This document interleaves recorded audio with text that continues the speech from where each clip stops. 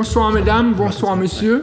Ravi de vous retrouver ce soir encore à notre émission Sportez-vous bien, tous les lundis, 20h, 20h45, avec, comme d'habitude, les résultats des différentes disciplines. Mais en cette fin de saison, il n'y a pas tellement de disciplines, à part le volley et le hurling. Mais sur le plateau, nous avons quand même des invités. Et ce soir, nous recevons les présidents de la Ligue de volley, la présidente du moins de la Ligue de volley, Maëva Labille, bonsoir. Bonsoir. Et le nouveau président de la Ligue de basket, Monsieur Raymond Petitfrère, bonsoir. Bonsoir Clément, bonsoir Zouk TV. Merci d'avoir répondu à notre invitation. Bonsoir Philippe. Bonsoir Clément, nous sommes dans notre jardin respectif, visiblement, ce soir. Oui, le volley et le basket, c'est vrai. C'est vrai. Nous allons tout de suite commencer par le volley. C'est vrai qu'il y avait l'Assemblée générale élective récemment, puisque, comme on le sait, le volleyball a connu quelques turbulences et il fallait que ça reparte sur le bon pied. Et lors de l'élection, l'Assemblée élective, vous avez été élu présidente. Comment ça s'est déroulé, cette Assemblée ? C'était une assemblée très attendue, une assemblée où on attendait beaucoup de résultats concernant les bilans financiers, ce qui était essentiel pour nous permettre de faire ces élections et repartir. Donc c'était des élections très calmes, très posées, on a pu échanger, poser des questions et vraiment s'orienter maintenant sur la prochaine saison à venir. Que représente pour vous cette élection ? Votre élection ? Mon élection ? Est-ce que c'est quelque chose que vous avez souhaité ? J'ai souhaité m'engager pour le volley. C'est vraiment ce en quoi j'inscris tout mon quotidien. Tout le monde sait que c'est ma passion. Donc, quel que soit le poste, je voulais pouvoir apporter vraiment ma pierre à l'édifice.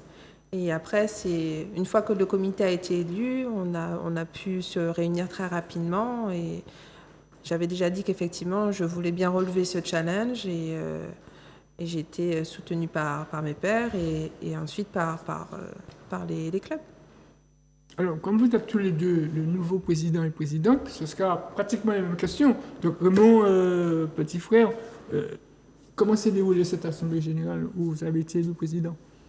Écoutez, l'Assemblée générale s'est déroulée de la même façon que la campagne, puisqu'il y avait des élections, donc de façon sereine, je pense tourner vers l'avenir, parce que je crois que c'était le maître mot de la chose, et aussi de retrouver le vrai sens au mot association sportive, parce que je crois qu'on oublie souvent ça. Une association sportive, c'est faite de personnes qui sont là pour se regrouper dans un objectif commun. Donc les choses se sont déroulées sereinement. Le besoin de renouveau dans le monde du basket était tel que 16 de nos 17 candidats ont été élus. Et donc on mesure l'enjeu. On sait très bien qu'il y a 4 ans, les présidents de club avaient déploré de ne pas avoir d'alternative à l'ancienne équipe.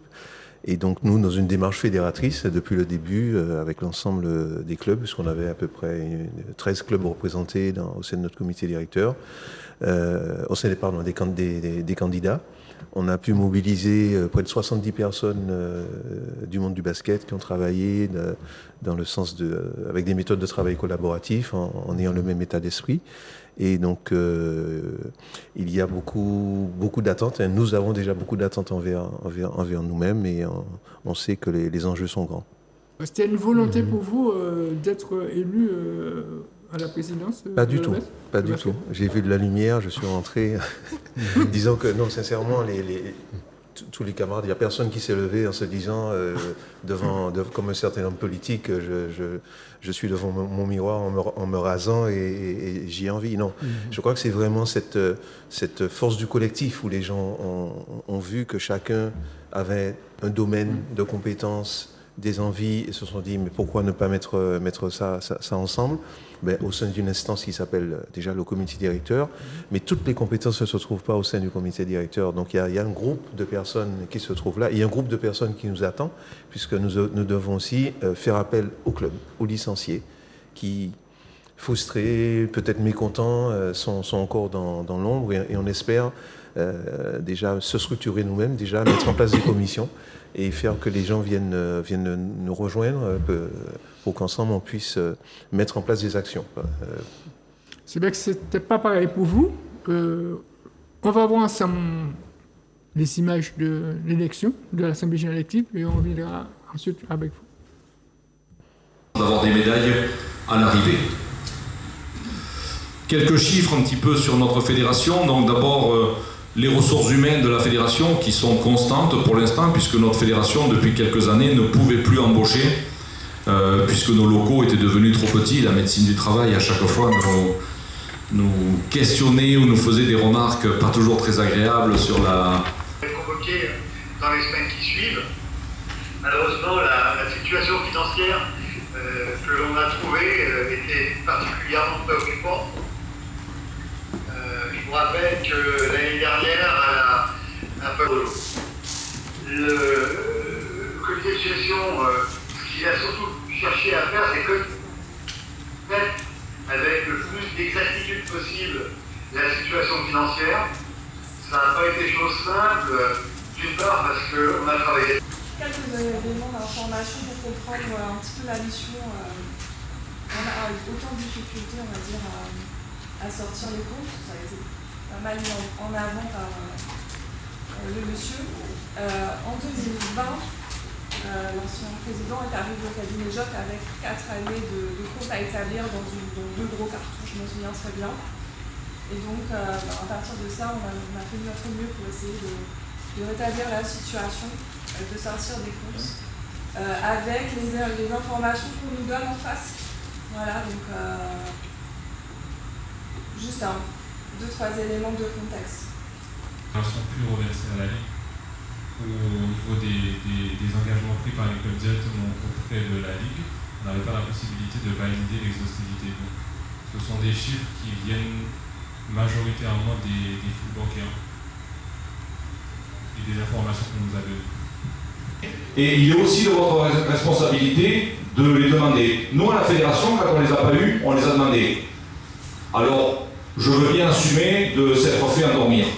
Voilà, parce que Ronald est quelqu'un de gentil et qui est plutôt sympathique, qui, lorsque je suis venu en 2017 à Martinique, m'a plutôt très bien accueilli. À chaque fois que je l'ai vu en métropole, lorsqu'il accompagnait des équipes, c'est quelqu'un de sympathique. Olivier Gély est quelqu'un aussi de fort sympathique. Donc, oui, on s'est peut-être un peu laissé endormir, mais vous aussi.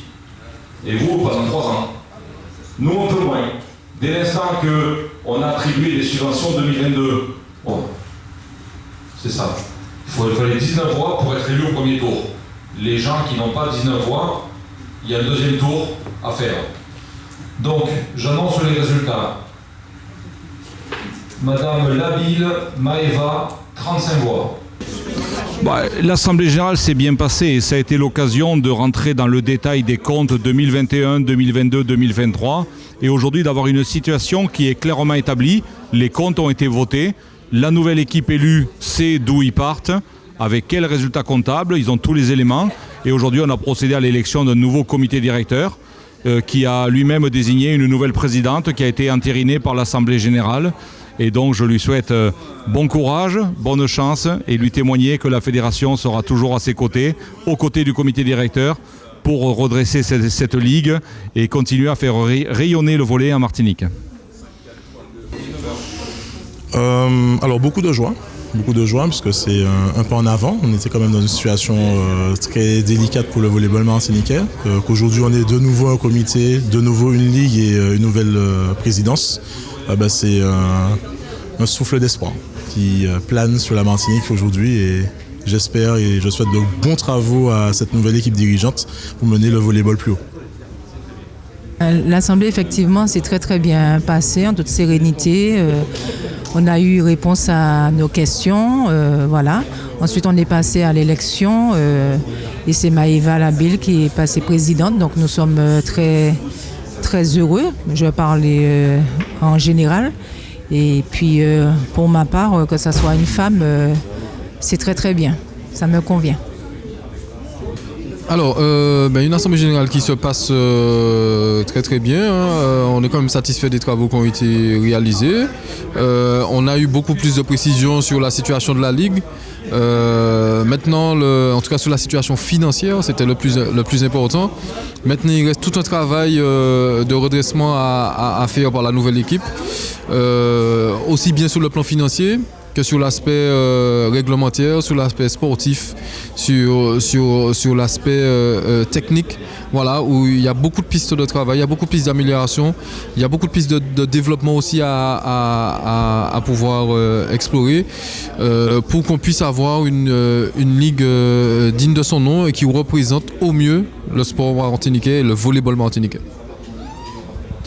Ressenti, ce qu'il faut retenir, c'est qu'il y a une équipe qui a été élue ce soir, donc ça permettra à la Ligue de repartir sur des projets, sur un championnat la saison prochaine. Donc c'est important, mais après il faut aussi que la nouvelle équipe prenne ses responsabilités pour à la fois régler les problèmes en cours et puis se projeter sur le futur.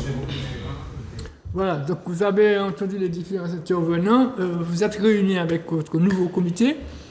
Qu'est-ce que aujourd'hui, comment évoluent les choses? Les choses évoluent bien dans l'organisation. Donc simultanément, nous avons établi notre plan de remboursement. Nous effectuons encore toutes les démarches et modalités puisque ça fait deux semaines et demie que nous avons pris place. Mais nous prévoyons déjà la saison à venir avec les budgets qui doivent s'y affairer et puis organiser vraiment la saison à venir. C'est vrai que la Ligue était déficitaire de cette somme, je crois 150 000 €. Est-ce que vous avez trouvé une modalité pour rembourser ces sommes ou pour repartir à zéro? Elle est en cours puisqu'on a pu prendre contact avec pas mal de nos créanciers pour pouvoir faire le point et puis pouvoir présenter et faire une proposition. Raymond Joseph, c'est vrai que vous, c'est pas pareil, c'est un nouveau comité qui a été élu. Vous êtes réunis avec votre comité directeur. Qu'en est-il ressorti? Est-ce que vous avez vu... Alors, vous m'avez demandé si l'Assemblée générale s'est bien passée. L'Assemblée générale élective, oui. Il faut savoir que nous avons eu deux types d'assemblées. Une Assemblée générale élective qui s'est très bien déroulée puisqu'elle nous a consacrés. Mais avant ça, il y a eu l'Assemblée générale ordinaire. Et dans cette Assemblée générale ordinaire, il devait y avoir la présentation des comptes.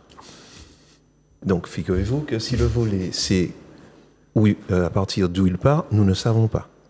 Ça veut dire que pour la troisième année, en 4 années de mandature, il n'y a pas eu de présentation des comptes.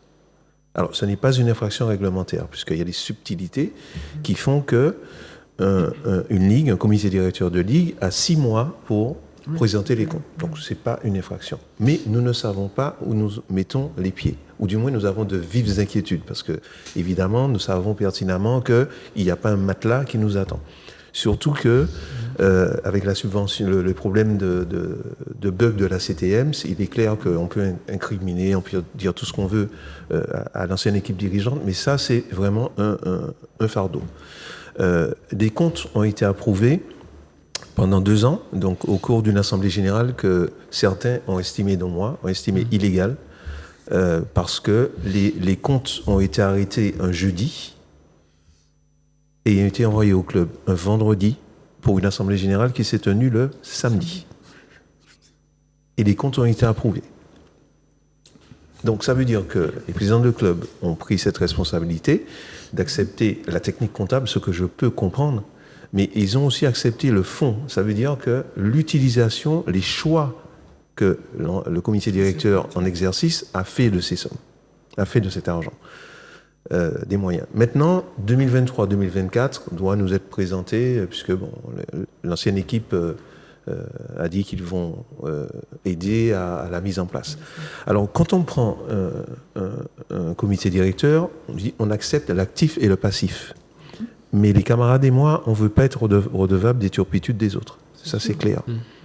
Donc, je sais qu'on dit faire des audits, c'est la grande mode et tout, mais nous ne savons pas où nous mettons les pieds.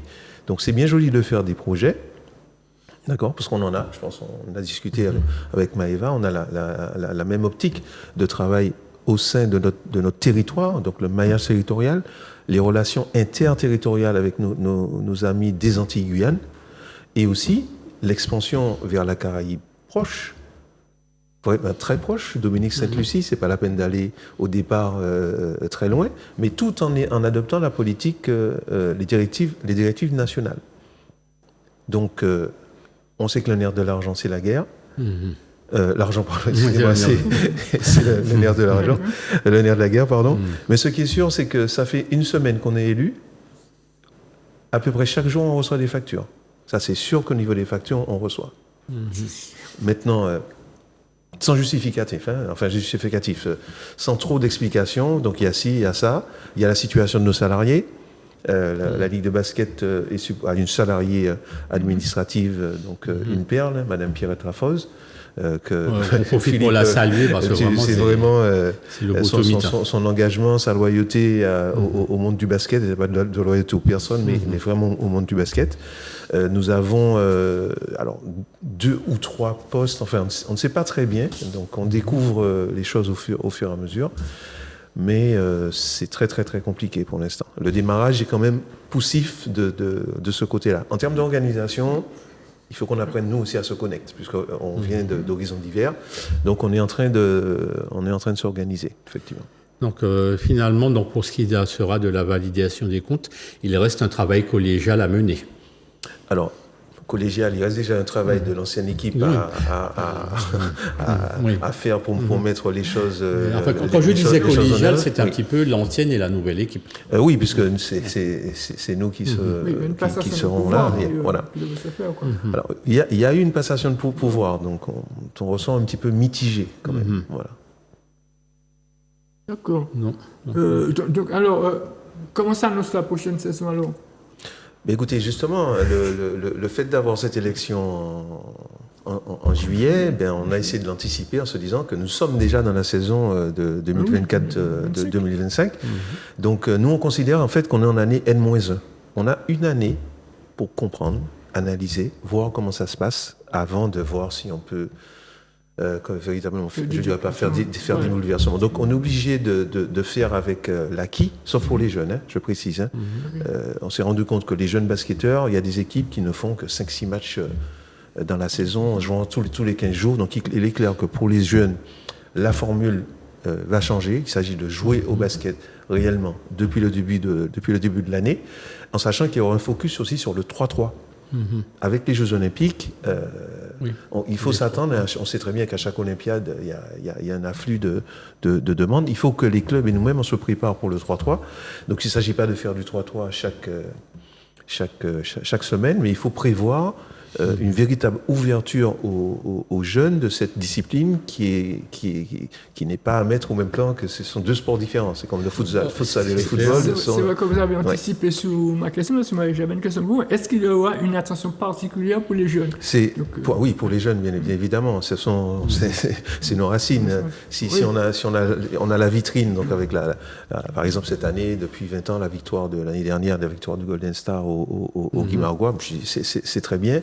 Mais ça ne doit pas être un indicateur d'évaluation de notre basket, parce qu'on a une équipe qui est senior, tant mieux pour nous, qui est vainqueur du Guimarães, mais ça ne doit pas être notre seul indicateur d'évaluation qualitative.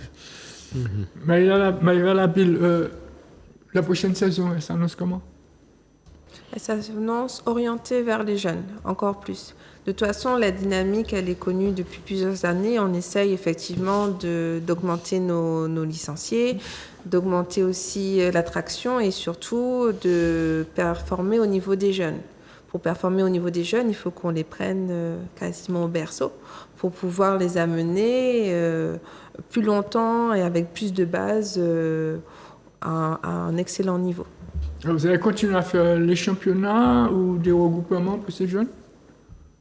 L'orientation est plutôt pour faire un championnat, mais aussi de faire des regroupements. On a bien vu que lorsqu'on veut faire partir des sélections de jeunes, s'y prendre au dernier moment n'est pas positif, et ne permet pas de les préparer et de préparer le programme. Donc c'est de faire des regroupements dès le début de la saison, dès les premières petites vacances, pour vraiment pouvoir voir l'ensemble de nos jeunes et pouvoir tâter le terrain et adapter et avoir surtout un projet global qui inclut la partie technique, les clubs, les écoles, et vraiment avoir une orientation plus globale au niveau de formation. On sait que si on veut avoir le même langage sur nos regroupements, il faut que dans les clubs, les cadres soient aussi formés et qu'on puisse vraiment avoir une unité.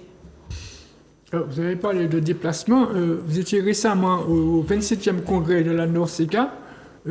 Qu'est-ce qui est ressorti? Est-ce que vous avez pu discuter avec le président de la NORCECA de tout ce qui se passait au niveau de la Ligue pour pouvoir repartir sur de nouvelles bases? Oui. Le président Cristobal était déjà assez bien au courant de la situation et a pu féliciter vraiment cette remise en axe de la part de la Martinique et a vraiment salué nos efforts et nous encourage vivement à lancer nos activités, essentiellement sur le beach volley pour les jeunes, mais vraiment accentuer nos démarches et de prendre en fait le train en marche. Et ça a été aussi l'occasion de pouvoir échanger avec nos frères et sœurs de la Caraïbe et qui étaient très très contents et se dire qu'on a beaucoup de projets à mettre ensemble. Et l'accent sera d'abord mis avec l'île Sœur à travers des projets communs, tout en respectant bien sûr nos orientations, mais qui se rejoignent. Alors pourquoi pas allier nos forces. Vous avez des contacts aussi avec la Caraïbe? Vous avez des compétitions que vous aurez puisque... Alors, nous souhaitons bien entendu en avoir. Nous avons des contacts avec, dans le cadre du Creole Basket Championship, qui est une organisation qui existe depuis 4 ans déjà, qui attend vainement la Martinique depuis 4 ans. Donc il y a déjà eu quelques équipes qui sont allées de façon ponctuelle. Et l'objectif, c'est vraiment un objectif sportif et socio-culturel. Ça veut dire la découverte du créole, la découverte des cultures de nos îles à travers le sport, donc particulièrement le basket, puisque nous y sommes. Et donc là, le projet se met en place pour des seniors hommes, mais rapidement, seniors femmes et surtout les jeunes, avec des échanges, pour qu'ils puissent se découvrir avec un logement chez l'habitant, avec des compétitions, avec des cours d'anglais. Vous savez, nous sommes français, nous sommes une île, on rechigne à apprendre l'anglais. Et pourtant, plutôt que d'aller chercher des personnes en Angleterre, en métropole, nous avons à côté de nous des anglophones. Des anglophones, pourquoi ne pas utiliser nos amis des îles Sœurs pour pouvoir faire que nos jeunes Martiniquais apprennent à maîtriser cette langue? Donc là, vous venez même d'apporter une information capitale sur mon petit frère. Qu'est-ce que le Creole Basket Championship, justement? Alors, j'attends la formalisation de l'événement, mais j'ai été contacté, on a contacté depuis avant, puisqu'on on a essayé d'anticiper. Donc c'est un tournoi caribéen entre Sainte-Lucie, Dominique et la Guadeloupe pour l'instant. Peut-être Antigua, ça dépend des équipes, qui ont déjà fait un championnat et il y a une phase finale en août. Alors, même si une équipe de Martinique n'a pas participé au championnat, ils espèrent fortement la venue d'une équipe senior pour pouvoir rehausser leur manifestation et jeter les bases de fonctionnement. Il y a aussi une association, No Border, donc, qui a fait un camp avec l'ASC Aigle Noir, exclusivement féminin. Donc on a eu des jeunes filles de Sainte-Lucie et de Martinique qui ont eu à l'IMS dernièrement un camp de basket réservé à tout niveau, du débutant à la plus confirmée, mais il y avait surtout des jeunes filles qui découvraient la discipline et ça c'était vraiment fantastique. Et on tient vraiment à renouveler cette expérience. Alors, Maëva Labelle, on sait que certains clubs, certains présidents de clubs se plaignent de ne pas recevoir le subvention, sinon les sommes qui leur étaient dues par la 7e. Est-ce que vous avez eu des contacts avec les responsables de la 7e ou... les demandes d'entretien ont déjà été formulées. Nous allons renouveler nos demandes afin de pouvoir vraiment s'entretenir et expliquer déjà la situation qui est la nôtre pour pouvoir obtenir des réponses, des axes et appuyer nos demandes. Alors, quelle sera votre priorité pour le volleyball martiniquais? Pour la prochaine saison, qu'est-ce que vous allez mettre en priorité? En priorité, la priorité, elle est financière. Elle nous pend au nez. Si on ne la met pas en avant, on ne pourra pas avancer. Mais ça peut pas être la seule priorité puisqu'il faut qu'on puisse développer et lancer nos activités. Donc, elles seront en parallèle. On aura un fil conducteur qui va nous suivre pendant plusieurs années. On essaie de voir combien d'années. Mais sincèrement, c'est la reprise du championnat, mais pas que le championnat. Avoir une orientation et se dire qu'est-ce qu'on fait pour nos jeunes, qu'est-ce qu'on fait pour le volleyball, quelles sont nos ambitions et ce qu'on veut en faire. Avoir un championnat pour avoir un championnat, bon, c'est sympa, mais ça ne fait pas tout pour le développement même martiniquais. On attend beaucoup plus de nous. En termes de formation, comme j'ai dit tout à l'heure, les cadres, les arbitres, les jeunes, c'est vraiment important. Et puis, axer aussi le pôle qui va faire sa rentrée. Et il faut effectivement qu'on puisse s'appuyer de ce qui a été fait dans le passé. On va pas s'attarder sur le passé. Il nous est utile pour savoir quel axe donner et quelles sont aussi les différentes ambitions qu'on peut avoir. C'est vrai que le pôle a eu pas mal de difficultés. C'était un pôle espoir, c'est devenu un pôle. En ce moment-là, c'est qu'on a beaucoup de difficultés. Est-ce que vous allez justement faire en sorte que ça retrouve son identité? Exactement. C'est tout le projet. Mon confrère me le disait tout à l'heure. Nous avons une équipe, c'est-à-dire qu'on a le comité directeur, nous sommes 13, mais derrière chaque commune des commissions, il y a énormément de personnes qui œuvrent, des licenciés qui ont envie de pouvoir œuvrer et s'impliquer dans toutes les démarches. Tout seul, on ne pourra pas avancer et les commissions, pour qu'elles puissent vivre, il faut beaucoup plus de personnes. Donc la commission technique va prendre vraiment toute cette partie-là pour pouvoir restructurer le pôle avec un projet vraiment profond, avec plusieurs intervenants pour permettre vraiment de restructurer et puis de pouvoir apporter ce dont a besoin nos jeunes. Est-ce que vous avez déjà formé votre comité? C'est-à-dire les différents postes et les différentes personnes qui seront dans les différentes commissions?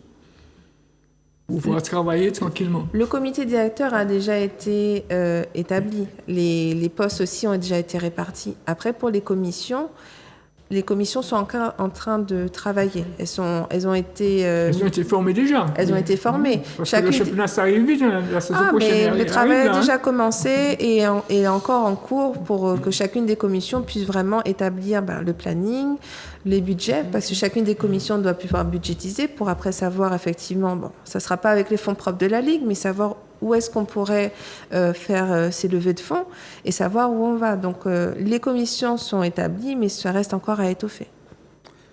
Alors, avant que Philippe pose la question, on va quand même voir un peu de sport, on va voir un peu de basket. Si Grégory veut nous montrer quelques images de basket.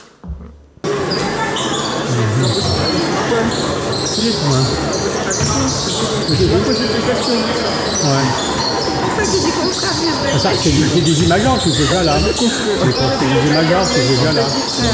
Des images blanches, je suis déjà là. En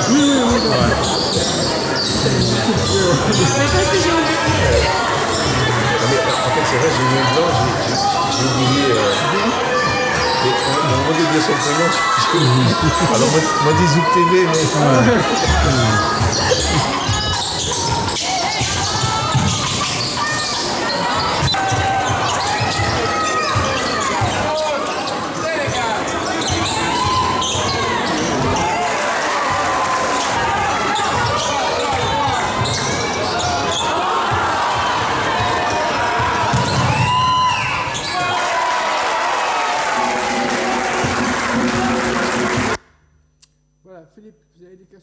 Alors, il y aura une question que je pourrais poser aussi bien à Maïva Labil qu'à Raymond Petit Frère. Question récurrente. Pas d'infrastructures nouvelles depuis pratiquement une quarantaine d'années. Est-ce que, d'abord, vous, Maëva, vous êtes en mesure de peser un peu sur l'appareil législatif de Martinique pour que les choses changent? Je n'ai pas la prétention de pouvoir changer les choses toute seule. Là, pour la rentrée, il y a déjà 9 fermetures d'infrastructures qui sont prévues par rapport à des travaux qui étaient prévus. Et la rentrée s'annonce dure. Parce qu'il faut savoir que, déjà, entre les disciplines hand, basket et volley, on se partage un peu le plateau, avec le futsal qui a un essor impressionnant. Les infrastructures étaient déjà très dures. Quelle que soit la ville où la discipline s'effectue, c'était déjà très compliqué, ne serait-ce que d'avoir des créneaux d'entraînement. Faut savoir qu'on est sur une île avec un climat qui change dans la journée, dans l'heure.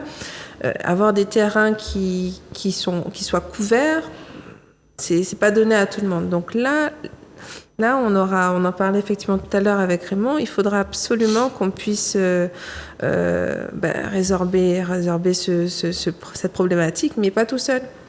On n'a pas de foncier. Clairement, Raymond Petit-Frère, quel est votre avis sur cette question? Je vais rebondir sur ce que dit Maëva. Les années à venir, mes amis, seront très difficiles pour le sport martiniquais. Non seulement le sport civil, fédéral, mais l'éducation physique, qui sera également... Si on est sûr de trouver un jeune, c'est à l'école. Oui. Donc à partir du moment où il y a un problème d'infrastructure qui aussi agit négativement sur l'éducation physique, vous savez que la nature a horreur du vide. Donc, on va se priver d'un certain nombre de choses. Maintenant, ni elle, ni moi n'avons prise sur le politique. On ne peut qu'espérer une prise de conscience et qui est aussi une anticipation sur des solutions palliatives. On a un jeune président de club du 24, je le nommais, Christophe Gabour, qui m'a dit, lorsqu'on discutait, mais... Et si le basket avait son terrain, son gymnase, je lui ai dit, mais Christophe, c'est pas possible, on n'a pas de foncier et tout. On m'a dit, ouais, mais si on se mettait autour d'une table là, avec les autres, peut-être pas les autres ligues, et si quelqu'un avait un terrain, et si on se disait qu'on construit un gymnase qu'on peut louer à des entreprises, avec hébergement, hein, pourquoi pas, parce que ça manque. La Guadeloupe a ça, je veux dire, la Guadeloupe a ça, la Guyane a ça, nous on n'a pas ça. D'accord? De structure avec hébergement, on n'a pas ça. Ça peut paraître une idée folle, mais si on se mettait, maintenant, c'est du long terme. C'est même du très long terme. Qu'est-ce qu'on fait à court terme? Qu'est-ce qu'on fait déjà cette année, dans les 2 ans qui viennent, lorsque le stade de Trinité va fermer, Sainte-Marie, Ducos, j'ai d'autres exemples, même si la Dragesse mais il va mettre en place des moyens pour que la réhabilitation du Lorrain, je crois, du stade du Lorrain, du gymnase du Lorrain, Rivière Pilote, le François du COS va fermer. Donc ils sont pas prêts d'ouvrir. Voilà. Le Palais des Sports, le Lamentin. Alors en plus, c'est pas des petites infrastructures, c'est vraiment des infrastructures essentielles. Donc avant que tout cela ne ferme, d'accord. C'est là qu'il faudrait mettre déjà en place les choses. Alors, une piste, la couverture des terrains extérieurs existants. La couverture. Il y a un gros projet de la CTL avec le photovoltaïque. Donc nous, on a déjà, au niveau de notre fédération, voir comment on peut monter des projets avec soit des partenaires privés ou des partenaires publics pour utiliser ce biais-là pour couvrir les installations, pas seulement de basket, parce que ça peut ça peut servir à tout le monde. Je vois pas d'autres pistes, parce que dès qu'on parle de construction, et autre chose que je me permets de dire, on en parlait tout à l'heure, les conditions administratives et logistiques de travail des ligues. Vous connaissez la situation on peut même pas y accéder d'ailleurs, du CETOSMA. C'est impossible d'avoir... Nous avons des salariés, une secrétaire administrative qui travaillent dans cet environnement. Ce n'est pas possible. Ce n'est pas possible. Déjà, le téléphone, c'est pas possible. Les ordinateurs, la sécurité, la salubrité. Et comment on peut faire pour que nos commissions viennent travailler? Ça veut dire qu'on soit obligé d'aller louer des salles, d'accord, à l'IMS ou ailleurs, pour que nos commissions aient des lieux de travail ou de trouver des solutions palliatives. Est-ce que vous avez vu avec le président du CETOSMAP ou est-ce que vous lui avez Alors, parlé? pas encore. Nous, on est dans cette phase de structuration. Déjà, on n'a même pas encore fait les démarches. C'est la structure qui regroupe toutes les ligues, quoi. Mais bon, je suppose que s'il y avait quelque chose à faire, il aurait déjà fait. Bon. Donc, eux aussi, il y a une nouvelle mandature puisque nous sommes en fin d'Olympiade. Je pense que leurs élections doivent se faire, je pense, le dernier trimestre 2024. Donc, ils sont eux aussi dans un temps des élections. Le temps des élections, c'est le temps des paroles, mais c'est pas vraiment le temps de l'action. Donc, faut espérer peut-être que ça change. Donc, vous voyez, tous ces paramètres font qu'il y a vraiment d'incertitudes et vraiment, je félicite Maëva et son comité directeur ainsi que le nôtre et toutes les personnes qui vont donner de leur temps, de leur énergie pour essayer de faire avancer les choses. Alors, de faire avancer les choses, c'est vrai, Maëva Labille, c'est vrai que le championnat va bientôt commencer. Est-ce qu'il y aura une autre connotation en ce qui concerne le championnat? Une autre connotation en termes de formule, en termes de... En termes de formule. Est-ce que ça va changer? Est-ce qu'il y a une autre formule? Là, déjà, on va lancer des engagements. On va inviter les clubs à s'engager là dans la soirée, entre ce soir et demain, pour pouvoir mesurer le nombre de clubs afin de pouvoir leur proposer à l'ensemble des clubs une formule, une ou deux formules pour pouvoir orienter au mieux le championnat. Donc, ça dépendra du nombre. Hein. D'accord. Philippe, tu as une question? Oui, alors question à Raymond, petit frère. Au niveau du football, beaucoup de dirigeants de football à 11 se posent la problématique justement de l'impact du futsal sur la pratique à 11, sur la pratique majeure. Est-ce qu'il n'est pas à craindre, à plus ou moins long terme, que le basket 3-3 ne phagocyte un petit peu le basket en salle? Le basket 3-3, en fait, l'objectif, c'est vraiment d'avoir des clubs 3-3. C'est vrai. Le basket 5-5 et le basket 3-3, c'est aussi différent que le futsal et le football. Okay. Nous ne pouvons pas nous permettre de choisir une forme de pratique. Parce que le basket, Philippe, toi et moi, on ne le pratique plus. On a ou bien alors ou bien une fois comme ça. C'est bien, 3 tout peu, moi je peux plus. Donc si la jeunesse de Martinique choisit de faire en majorité du 3-3, on va pas s'y opposer. Mais l'objectif, c'est bien entendu, je pense que le 5-5 va rester quand même. Mais non seulement ça, mais les autres formes de pratique du basket. Le basket loisir, basket santé. Pourquoi? Ça peut amener au club une denrée rare qui sont les adultes. Tous les clubs ont des soucis d'encadrement. Donc bien souvent, c'est l'ancien joueur qui vient ou le parent de l'enfant mineur. C'est bien, c'est comme ça que ça fonctionne. Mais en amenant de nouvelles formes de pratiques, on va amener des adultes. Alors si on en prend, allez, 1 ou 2 par an, ça vaut mieux que 0. Des personnes qui veulent donner un coup de main en faisant des sandwichs ou tout n'importe quoi, et au fur et à mesure, qui vont peut-être s'inscrire dans une formation d'officiel, formation d'accompagnateur d'équipe, et qui peuvent se retrouver au sein du comité directeur du club. Donc toutes ces formes de pratiques permettent aussi d'augmenter le nombre de licenciés, sachant que le nombre de licenciés, comme je l'ai dit tout à l'heure aussi, n'est pas le seul évaluateur, c'est un évaluateur quantitatif qui atteint ses limites, mais ce n'est pas le seul. Il n'est pas forcément qualitatif, oui. C'est ça. Ouais. En fait, et là, je rebondis aussi sur la remarque sur le basket loisir, basket santé. Il semble que la Fédération française ait pris la chose très au sérieux et d'ailleurs habilite la formation de formateurs justement basket santé. Est-ce que la Ligue de basket va suivre un petit peu ce pas-là pour essayer justement d'amener des gens qui ne sont pas forcément basketteurs justement à avoir des activités autour du basket dans un cadre de sport santé? Alors, la Fédération de basket s'inscrit dans ce qu'ils appellent le club 3.0, où il y a la forme compétitive, la forme citoyenne, et la forme, comme on l'a dit, le vivre ensemble, ce qu'on appelle le vivre ensemble et le basket santé.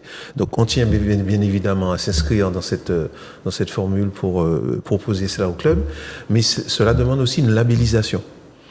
Et cette labellisation, elle n'y est pas encore. Donc il s'agit d'avoir des formateurs donc, qui viennent ou des gens qui partent se former, qu'on ait des formateurs de formateurs pour pouvoir avoir ce label qui permette à la Ligue et au club de pouvoir cocher cette petite case qui nous permette d'avoir cette opportunité.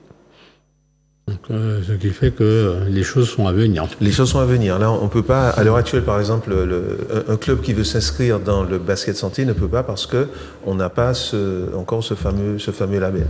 Donc, il y a des choses qui sont mises en place, qui ont été mises en place l'année dernière à l'initiative lors de la visite de représentants fédéraux où des clubs avaient fait part de ce besoin, et le club de l'Éclair a été sollicité par la Fédé pour pouvoir faire quelque chose. Nous, bien évidemment, donc je dois partir la semaine prochaine à un séminaire des présidents de ligue, et il y a tout un programme justement où ça fait partie, et donc je me fais fort également de solliciter les ressources fédérales pour pouvoir nous aider à accomplir cette action.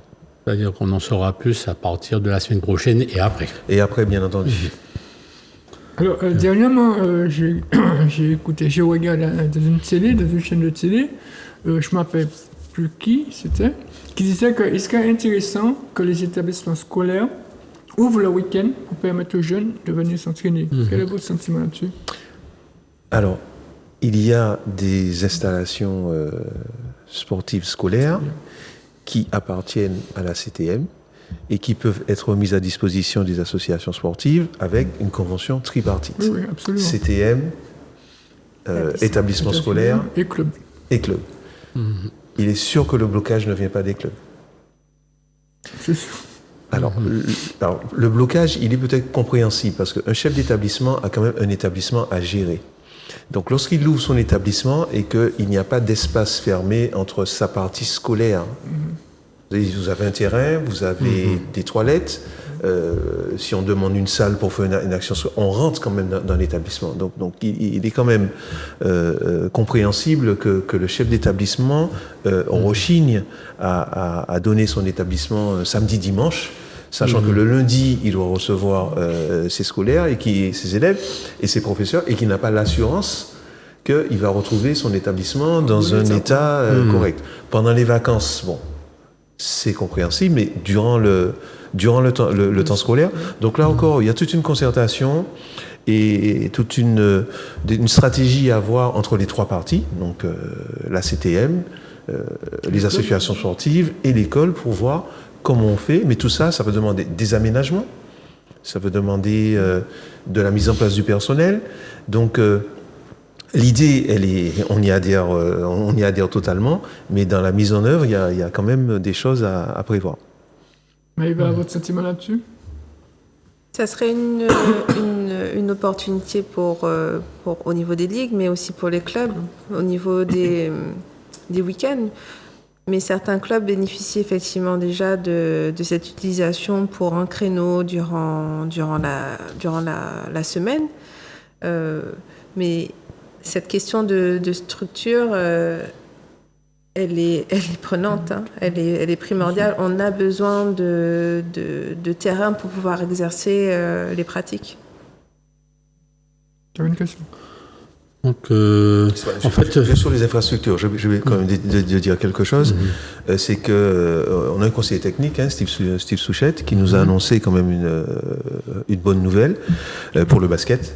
C'est que la Dragesse a financé à hauteur de 30 000 € un terrain de basket 3-3 sur une remorque. Donc, terrain qu'on pourra poser.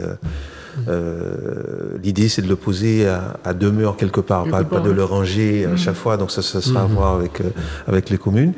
Et le coût de ce terrain est de 31 576, ce qui veut dire que le coût pour la Ligue n'est que, entre guillemets, de 1576. Donc remercier quand même le CTS pour d'avoir œuvré pour cette opportunité au sein de la Dragesse. C'est clair que pour saluer Steve Souchette, dont l'engagement n'est plus à montrer ni à démontrer auprès du basket martiniquais. Tout à fait. Alors Maëva Labille, à part le championnat et la Coupe de Martinique, à quoi devons-nous attendre au niveau de la Ligue pour d'autres compétitions? Est-ce qu'on a d'autres compétitions, à part ces compétitions que l'on connaît déjà? D'autres compétitions Est-ce qu'il y a l'Anti-Guyane et la Nationale 3 tout ça? Alors, Nationale 3, ça sera une autre question. On pourra y revenir à un autre moment. Mais déjà, un tournoi anti, pour commencer. Et après, des échanges, effectivement, dans la Caraïbe. Donc, vous aurez des échanges avec la Caraïbe? Oui, mais en premier lieu, d'abord avec la Guadeloupe, en premier. Donc justement, ce tournoi Antilles, est-ce qu'il est quelque chose de nouvellement arrivé ou bien quelque chose de développement de quelque chose d'existant? On va dire que c'est peut-être une reprise de ce qui avait pu exister il y a bien des années avant que je sois dans le monde du volley. On va dire une reprise, mais une volonté d'échanger réellement au plus proche, une volonté de pouvoir s'affronter autrement et à moindre coût. On a pu voir qu'effectivement, avec l'expérience, emmener soit des jeunes, soit des seniors à 8000 km pour quelques jours, c'était coûteux et n'apportait peut-être pas tous les fruits voulus. Donc l'objectif, c'est de déjà essayer de faire vraiment cet échange-là en termes de compétition, de l'inscrire dans un nouveau circuit, comme une nouvelle opportunité pour nos licenciés, et après réellement inscrire à d'autres niveaux, et puis essayer de retoucher au niveau de peut-être National 3, etc. Mais pour cela, il faudrait montrer autre chose, parce que la volonté, ne serait-ce que pour nous, c'est de pouvoir augmenter notre force de jeunes. On a beaucoup de seniors, mais l'âge moyen n'est pas assez satisfaisant. On a des seniors trop âgés, très présents, parce qu'on en a besoin. Donc il faut qu'on leur offre aussi une formule sportive intéressante, avec certains objectifs. Mais il faut absolument qu'on puisse augmenter, du moins diminuer l'âge moyen dans nos sections pour pouvoir montrer, être plus attractif et puis pouvoir retoucher un peu au National 3, peut-être. Est-ce que vous allez organiser un championnat de tir, par exemple? Tout est possible. Pour l'instant, l'action est vraiment de relancer les activités, d'œuvrer pour les jeunes et de trouver effectivement des solutions à travers le loisir. Alors, dernièrement, le Goudoc a organisé un match amical avec l'EDF. Oui. Ça s'appelle le volley assis. Est-ce que vous allez aussi développer cette activité? On va développer toutes les formes de volley. L'objectif, c'est d'augmenter nos licenciés et de pouvoir toucher le plus de public que possible. On a vu aussi que la forme sportive a changé, quel que soit le sport. L'aspect compétitif n'est pas forcément attrayant pour tous. La volonté est des fois d'avoir une activité pratique, de faire un peu ce qu'on aime, mais sans avoir trop d'obligations. C'est aussi dans ce sens qu'on va s'orienter à travers le loisir, mais également permettre une accessibilité à tous. Donc à travers, effectivement, le volley assis. Donc oui, déjà on encourage énormément les actions des clubs qui ont pu déjà œuvrer, tels que JSF et là dernièrement le Good Luck, pour pouvoir développer cette pratique et offrir réellement au public valide, non valide, peu importe, cette forme de jeu qui est au sport olympique. Et je sais qu'au basket, il y a le basket handicap, je crois. Le handi-basket en fauteuil. Oui. C'est pratiquement la même chose, donc il n'y a pas de basket assis. Alors, il y a le handi-basket, on espère avoir une personne qui puisse... ça fait partie aussi des autres formes de pratique, de compétition. Donc, avoir aussi avec la ligue concernée. C'est un projet. Maintenant, est-ce qu'on va trouver les ressources humaines pour pouvoir le mettre en place? Ça, je ne peux pas vous le confirmer. Je crois qu'il y a aussi un référent handi-basket au niveau du CETOSMA. C'est handisport. Handisport, mais bon, il fait aussi du handi-basket. C'est M. Loupa. Alors, le basket, le hand, le basket, le volley. Est-ce que vous avez des scoops à nous faire connaître? N'hésitez surtout pas. Est-ce qu'il y a des scoops au niveau de la Ligue? Il n'y a pas de scoop au niveau de la Ligue. Rien du tout. Le basket non plus. À part le fait que... On a parlé... vous avez parlé de Steve Souchette tout à l'heure, on a salué l'engagement. L'engagement. Donc Steve, après l'avoir annoncé à son supérieur hiérarchique, le Dragès, a décidé de ne plus être coach et sur le banc du Golden Star et de se consacrer entièrement à sa mission de CTS, à sa mission de CTS compte tenu de tout ce qu'on veut mettre en place au niveau de la formation des joueurs, de la formation des cadres et surtout de notre animation territoriale. Parce que effectivement, Steve est engagé dans le programme, le projet de performance fédérale, mais il a comme nous conscience que nous devons aussi faire des choses pour notre territoire et aussi pour son expansion, même si c'est pas son activité, ça va pas être son activité principale. Et on a parlé de commission technique, une véritable commission technique au sein de la Ligue de basket qui servent d'aide logistique et organisationnelle à l'équipe technique régionale avec des techniciens compétents de Martinique qui sera coordonné par le CTS. On a aussi, alors il faut le dire, un petit projet pour les jeunes, on l'a dit, de finir avec cette formule plateau. Je pense que ça va parler au président de club, puisque avec le Covid, on avait commencé à mettre des plateaux, mais qui commençaient à être plus source de conflits, de retard, etc. Donc commencer par des vrais matchs de basket. Commencer plus tôt, finir plus tard avec de vraies finales. Pourquoi pas une coupe de Martinique pour les jeunes, en plus du 3-3. Et aussi, on a un projet de All-Star Game au niveau du basket. Alors, il y a le club du MUC, avec son président Sidney Solis. Donc, le MUC, Martinique Université Club.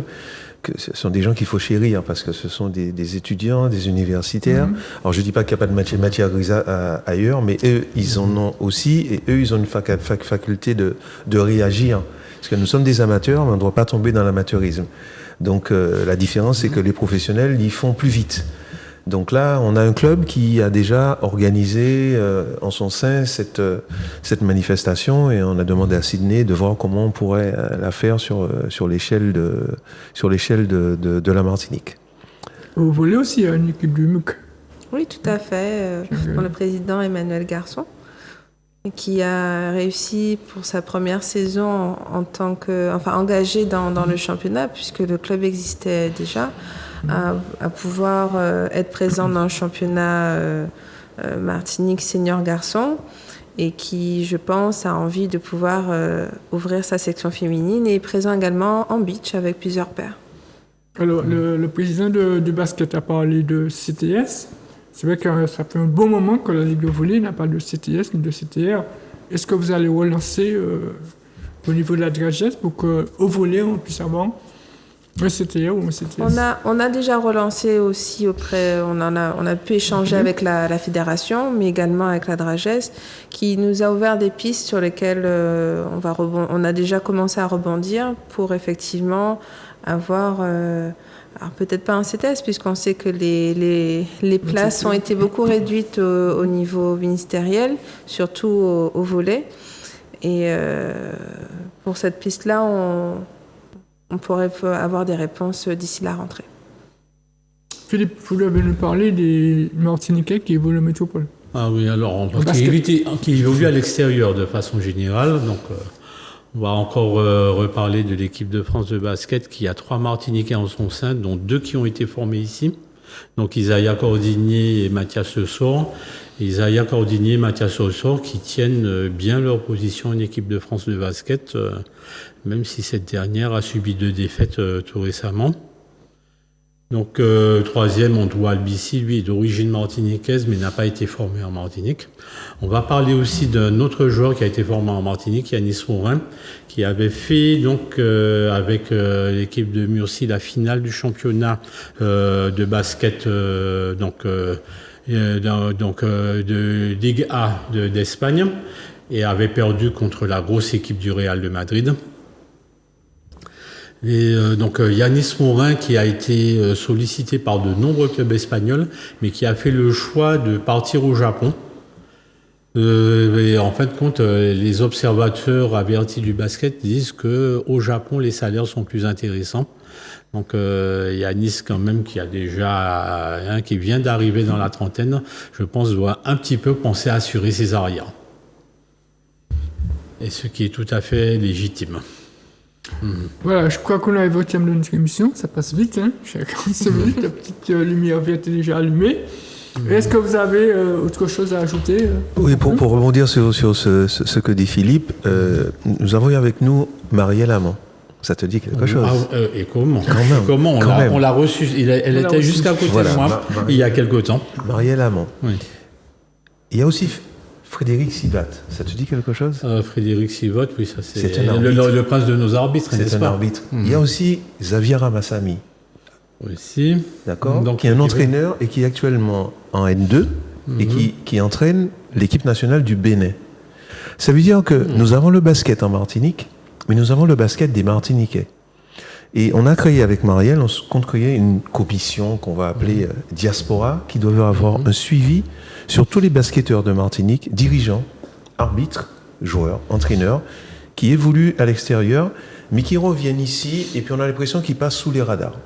Donc il faut absolument que quand ces compatriotes, ces amis reviennent chez nous, ne serait-ce que ponctuellement, qu'ils puissent faire profiter à nos jeunes et à tout le monde de leur expérience, ne cesse à nous raconter, ne cesse que raconter comment ça se passe ailleurs et comment on pourrait mieux faire ici. Donc ça aussi, c'est un de nos objectifs.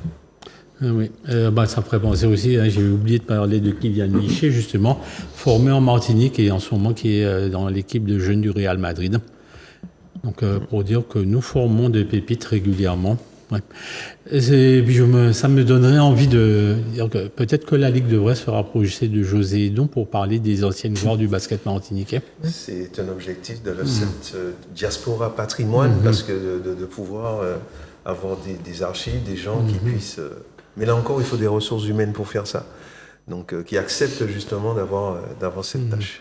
Le basket a parlé des basketteurs qui évoluent à l'étranger. On sait qu'il y a beaucoup de volleyeurs martiniquais qui évoluent en France ou autre part. Est-ce que ce sera la même philosophie que le basket pour le volley, de permettre à ces jeunes, enfin ces jeunes anciens, que lorsqu'ils reviennent, de mettre leur savoir au service de nos jeunes? Oui, ça serait une énorme piste à prendre et à suivre. De toute façon, on ne pourrait que s'inspirer de ce qui est bien fait à côté de nous. Voilà, donc je crois que vous avez tout dit. Et on va mettre en place une commission de communication, je pense que ça va vous intéresser, avec un monsieur ou madame presse qui pourra mieux assurer la liaison avec vous. On vous remercie encore de vos efforts. S'il y a un monsieur et une madame presse la Ligue de basket, il va souvent venir sur le plateau. Eh bien, écoutez, tant mieux. Tant mieux. En tout cas, merci beaucoup. Et est-ce que le volley a prévu d'avoir un monsieur ou madame presse? Madame Presse est déjà en place depuis l'ancien mandat et renouvelle de sa présence et on la remercie. D'ailleurs, on remercie l'ensemble du comité, l'ensemble des commissions et surtout Nadine, notre secrétaire administratif qui a su tenir les rênes et faire des échanges et qui continue à œuvrer avec nous. D'accord. Clément ne nous a rien dit à ce sujet. Merci beaucoup. Merci beaucoup, Maëva Labbé. Je vous rappelle que vous êtes la présidente de la Ligue de volleyball. Merci Raymond Petit-Frère, vous êtes président de la Ligue de basket. Merci Philippe. Et comme toujours, c'est moi qui te remercie. Merci aux téléspectateurs. Portez-vous bien et prenez soin de vous. Bon, il manque plus qu'à...